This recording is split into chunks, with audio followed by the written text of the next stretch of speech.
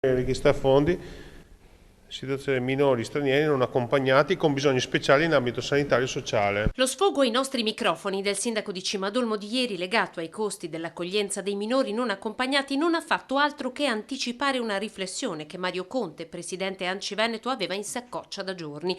Sono bastati i primi dati raccolti sul territorio.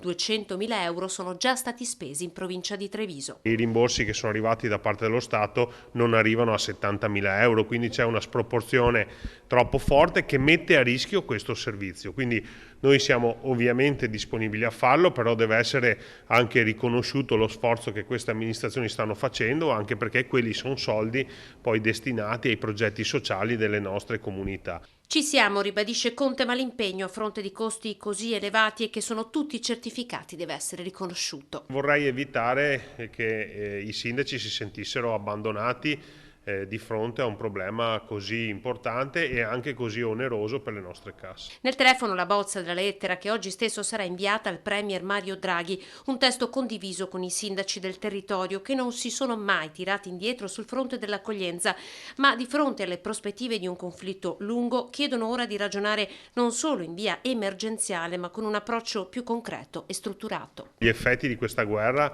saranno lunghi nei nostri territori e quindi dobbiamo farci trovare pronti. Parliamo di esigenze di persone, in questo caso specifico di bambini che vivono, non hanno i genitori e hanno anche in alcuni casi delle disabilità e devono essere accompagnati in un percorso di inserimento e di supporto che è a tempo indeterminato. I comuni da soli non ce la possono fare.